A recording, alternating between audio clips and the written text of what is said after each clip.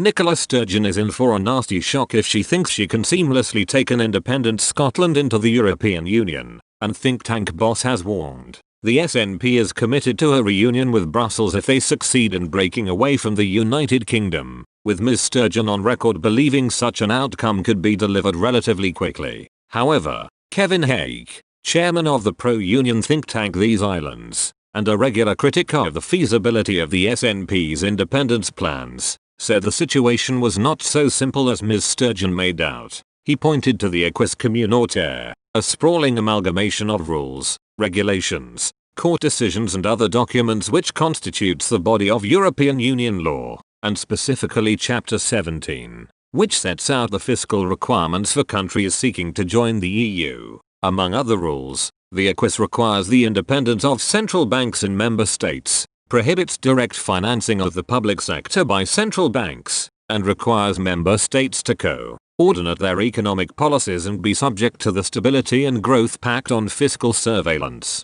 Crucially, before adopting the euro as their currency, the regulations required new members to have one of their own. Mr Hague pointed out. He told Daily Express, Scotland would need to have established its own central bank and currency. Additionally, the Scottish government would need to be able to demonstrate it was on course to run a budget deficit of less than 0.5% of GDP. Mr Hague explained, referring to figures carried in government expenditure and revenue in Scotland, GERIS, historical data for 2018/19. Mr Hague added, so establishing a currency and not just getting below the excessive deficit threshold, 3% of GDP, but being on a path to comply with the fiscal compact, 0.5% of GDP, means some combination of massive tax rises and or public spending cuts. Given the latest Scottish deficit was 7% of GDP, tax rises risked capital flight, while spending cuts may also damage the revenue side if they cause economic slowdown,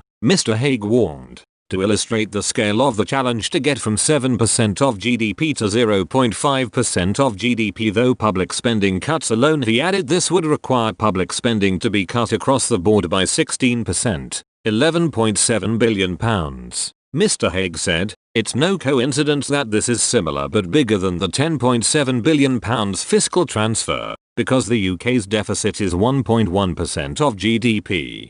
To put that £11.7 billion in context, the total Scottish education spend is £8.5 billion, health spend is £13.1 billion. It's fair to say the SNP is in for a nasty shock if they think they can join the EU seamlessly and without significant economic hardship. I'd suggest that the welfare state as we know it would not survive the breakup of the UK. To quote English historian Peter Hennessy, the creation of the welfare state delivered equality of benefit for all as a bonding of a common citizenship. That bonding of a common citizenship would be lost. Speaking to the BBC's Andrew Neil last year, Ms Sturgeon refused to offer a specific timescale for an independent Scotland rejoining the EU. However, she added, in all of my experience of discussions with different interests in the European Union, I think that could be relatively quick, but that will depend on the discussions we have. We understand the conditions we would require to meet and the discussions that would require to take place, but if we're in a position of Scotland being taken out of the European Union, then we will be seeking a way back in addressing the currency issue. She added, we would be setting up a central bank. We would be setting up the infrastructure that is required for that. That is part of the discussion we would have about the European Union. But it is not true to say we would have had to have established an independent currency before joining the European Union. We would have a discussion with the EU about the journey an independent Scotland was on in terms of currency, and the accession if Scotland was already out of the EU to the point where we rejoined the EU. Express Co UK has contacted the SNP to ask for an explanation of the SNP's official policy with regard to an independent Scotland joining the European Union, as well as whether the party was confident it would be able to comply with the fiscal requirements set out in the Acquis.